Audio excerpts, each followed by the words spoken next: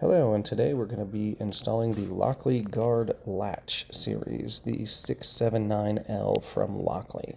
The first thing that we're going to do is take the old lock off and the latch guard that was holding it. The supplied latch is going to have a 2 3/8 and 2 3/4 adjustable back set, and in this case we need the 2 3/8 smaller one.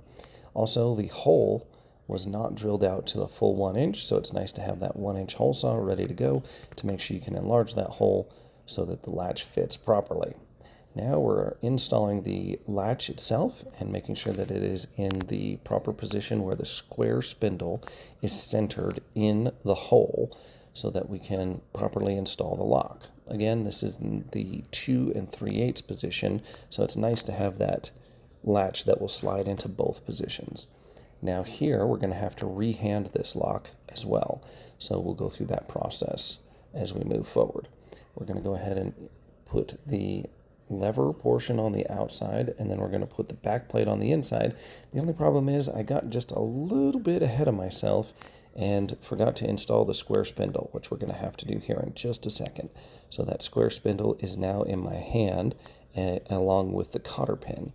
We're then going to install the square spindle with that supplied cotter pin, and Lockly is kind enough to supply us with an extra cotter pin and some extra screws in case you lose anything during the installation. One of the great features of the Lockly product is those extra parts. Now we're going to install the 3 mounting screws. On most locks it's 2 mounting screws, but on this one it's 3. Lockly includes 3. Now we're going to rehand the internal portion of the lock, which is a simple Phillips head screw that is right down the center of the square spindle hole. Simply remove the screw, pull the lever off, and rotate it 180 degrees, and it will be in the correct position, as you can see here. Then we're going to plug in the wire to the internal portion. We're going to open the rest of the screw pack, and we're going to go ahead and use those small short screws. There should be 3 of them with an extra supplied to mount the internal portion of the lever that holds the batteries onto the mounting plate. Now I'm positioning the door position sensor, which is a simple magnet and a simple sensor. There is a wire hole that goes through the bottom of the lock. Make sure your wires go through that hole and they aren't getting pinched and damaged. Now we have the door position set in place, we have the lock fully installed, and everything is ready to go. In direct sunlight or any external application, especially direct sunlight, the supplied cover plate should be installed to make sure that you have good operation for everything. Now we're going to simply install the batteries, the supplied Energizer quality batteries that actually come with the lock, which is amazing that they do that. And then you can reset or program the lock as you see fit from the inside. Now we're going to go through the rehanding process for the external portion of the lever. It's going to require the key to be inserted, rotated 90 degrees, and then the supplied tongs that come with the Lockly kit will depress both detents to allow the lever to be pulled and removed from the outside and then switched to the correct handing, and here you can see we have completed the installation. The factory code of 123456 works, and we still have some holes to fill because we're not going to be able to put that latch guard back in place, unfortunately, to have it installed again.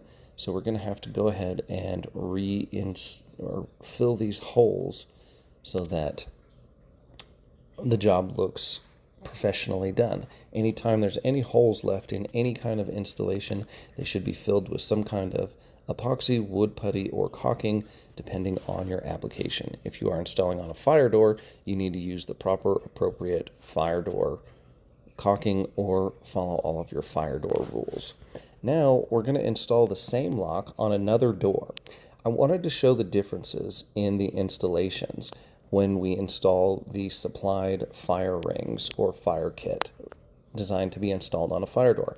Now this is not a fire door, this is not a fire rated door, but again I wanted to show the 2 different installations. We had the opportunity to show how to rehand the lock in one application, and now we've got the opportunity to show how to install that fire ring kit. So this time we're going to start off by installing the square spindle. I'm also pointing out that there's a 9-volt battery connection at the bottom on the external portion of the lock. That's in case the batteries are completely dead. Your customer can still bring a 9-volt battery to hook up to those 2 terminals at the bottom side corner of the lock and still gain entry one more time to be able to change those batteries back out. So here is that fire ring kit that comes with the lock. Now, if you are installing on a fire door, you need to make sure all of your hardware is fire door rated, and you need to make sure that you install the fire ring that is supplied. So this is basically to ensure that there's additional pieces of metal inside that door in the event of a fire. The ring simply slips on to the external portion of the lever over the spindle and then has a wire cut out for it as well with those 3 mounting screws. So now you can see how that's going to sit in nicely. And this particular lever we did not need to rehand, so it's going to stay in its handed position. And then I'm showing those 2 pins that are designed to line everything up. When you have all of these loose moving parts, those pins are really going to help line everything up so you can line those screws up. So now we've got the fire ring in place on the external portion, and we've got the fire ring in place on the internal portion as well. And I'm going to insert those alignment rods and make sure that the wire is not being pinched and that it's free and clear and ran through the proper wire slot on the fire ring and the back plate. Now we're going to insert those pins, alignment pins, that are actually going to go directly into the mounting screw holes.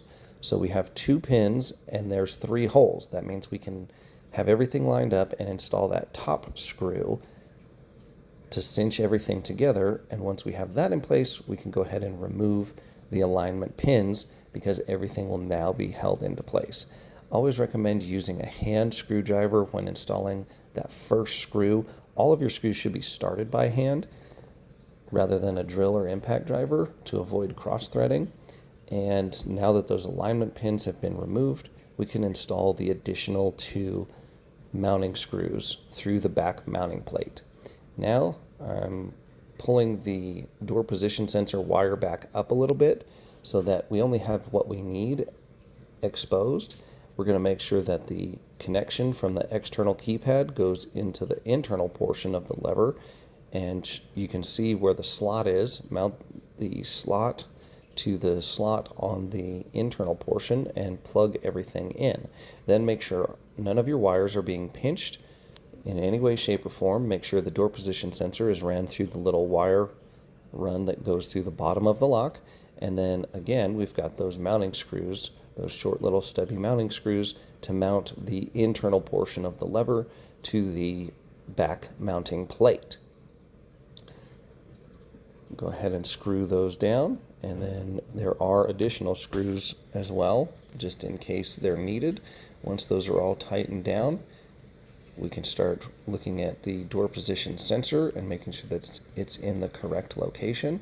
Bring the door closed, put your door position sensor on the frame side, and then you can pull the adhesive back and make sure that the wire is ran through the little slot where it's supposed to go on the mounting portion with the adhesive down below. They need to just be close together, not touching, just close, so they can read each other, and the door will know when it's shut, or the lock will know when it's locked. Then we're going to mount those Energizer batteries, which again, nice that they include good quality batteries with the Lockly product. Once everything's put together and you have all the batteries in place, we then simply tighten down the back cover on the inside of the door. And then again, we have an external mounted lock, which is going to see direct sunlight. You can see the sunlight hitting the door right now. We simply pull the adhesive off of the rubber strap, and the keypad cover just delicately sits right on top of the lock, like so. It's okay. 1, 2, 3, 4. What? 1, 3. Excellent. All right, sweet. Cool.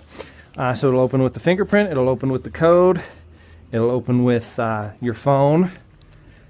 After we're done, we'd make sure that the customer can operate their lock safely and that they're comfortable with it and that they're connected with their app on their phone. And you have successfully installed the Lockly Guard 679L. This is a fantastic lock that meets a lot of needs and is an excellent opportunity. I recommend having extras on the truck as I sell them daily.